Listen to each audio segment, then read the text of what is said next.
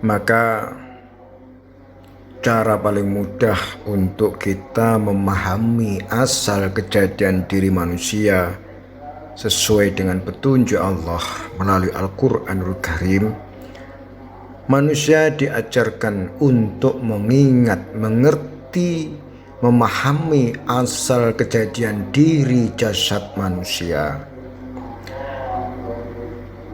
Bahkan Rasulullah pertama kali mendapatkan wahyu dipaparkan oleh Allah tentang segumpal darah. Iqra bismi rabbikal ladzi khalaq. Khalaqal insana min 'alaq.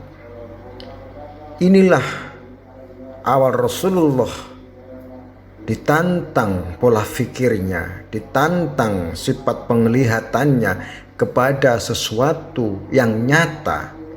Bukan Rasulullah langsung dihadapkan kepada sifat gaib, namun wahyu yang Allah sampaikan pertama kepada Rasul diajarkan untuk memperhatikan sesuatu yang nyata oleh mata. Dan sesuatu yang nyata oleh mata ditunjukkan kepada Rasulullah tentang al-alaq, segumpal darah. Maka jika kita memahami dari mana asal segumpal darah, tentu dari sebuah rahim seorang ibu. Maka untuk memahami tentang keberadaan ibu dan bapak sebagai awal kejadian kita dijadikan oleh Allah berasal dari bagian dari ibu kita dan bagian dari bapak kita. Setahap kita sudah mengerti asal kejadian diri kita dijadikan Allah. Lalu bapak ibu kita dijadikan dari kakek kita, nenek kita dijadikan jadi buyut kita sampai menuju titik pusat. Siapa lagi kalau bukan dari ibu Hawa dan bapak Adam?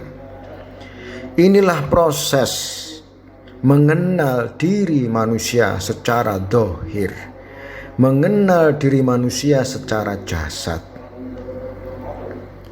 Sehingga ketika kita berusaha untuk mengenal asal kejadian diri kita melalui jalan-jalan yang telah Allah berikan petunjuk, sehingga kita paham dengan mata kepala kita, menyaksikan ibu kita asal kita, bapak kita asal kita, sampai menuju ibu Hawa dan bapak Adam. Itulah asal kejadian daripada sifat dohirnya diri manusia. Maka untuk mengenal sifat batinnya manusia yang paling pokok, diibaratkan kita mengenal titik bak, kita mengenal air mani bapak kita yang hidup, maka kehidupan kita diawali dari kehidupan setetes air mani.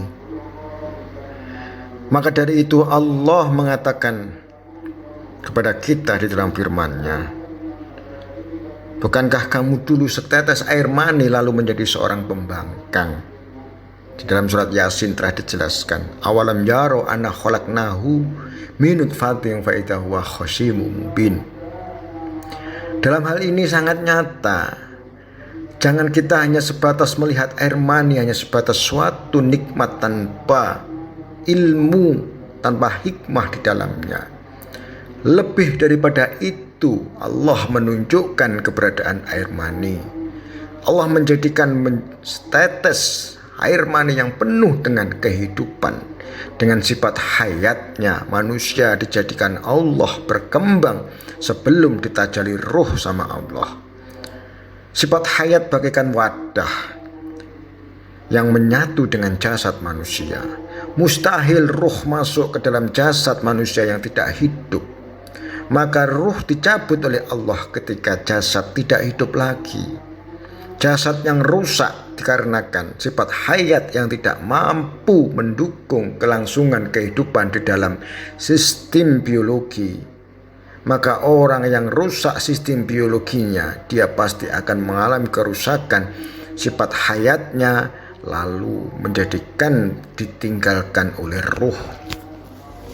Maka untuk memahami bahwasanya diri kita yang bersifat dohir dan batin, mari kita awali, kita mengenal diri kita dari setetes air mani yang hidup. Setetes air mani yang ditajali sifat hayat dari Allah, lalu menjadi seonggok darah, menjadi segumpal daging, menjadi tulang belulang, menjadi jasad diri manusia.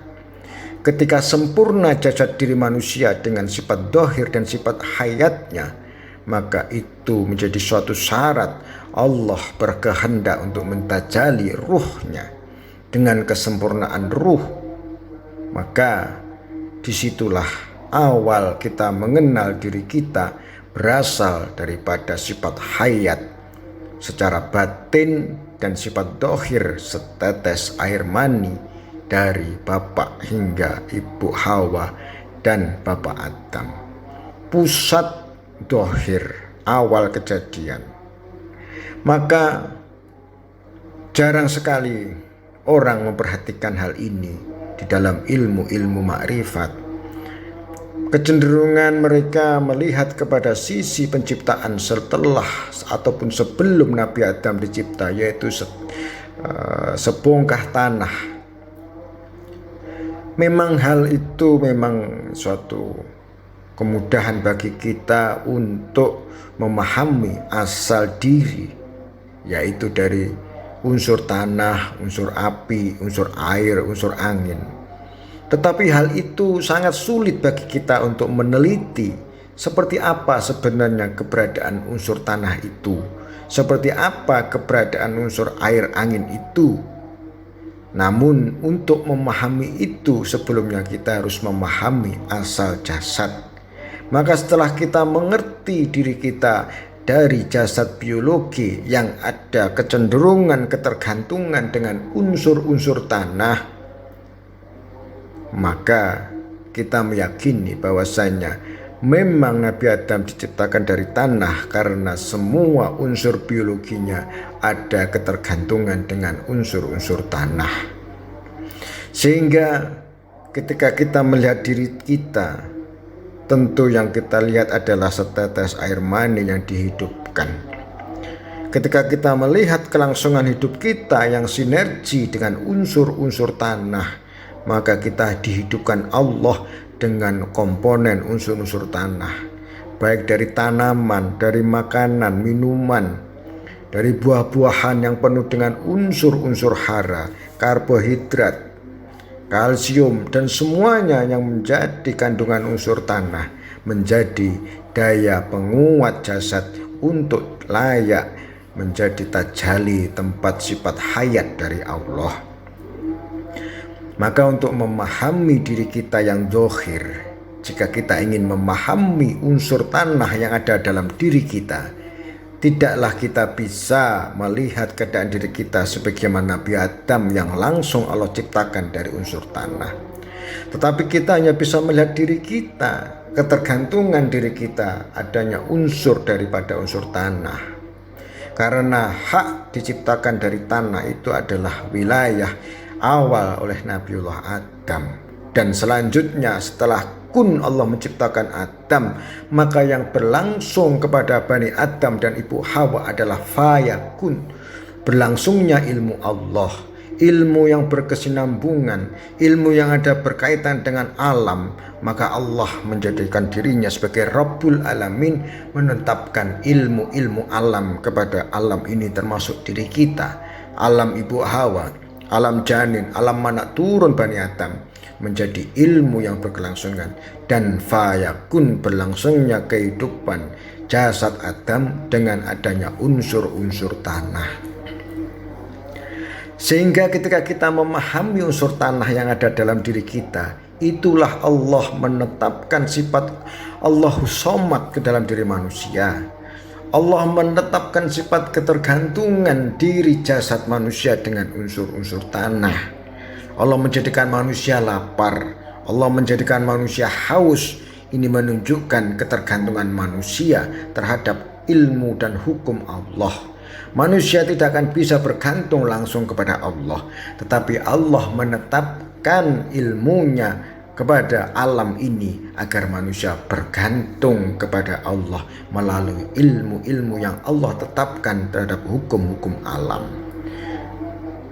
Memang kadang-kadang orang berusaha untuk menembus batas-batas alam, namun kita wajib kembali kepada hukum Allah karena wilayah kita adalah wilayah fayakun, wilayah hidup di dalam alam. Maka Allah menetapkan Rabbul Alamin, kita mengenal Allah melalui alam ini.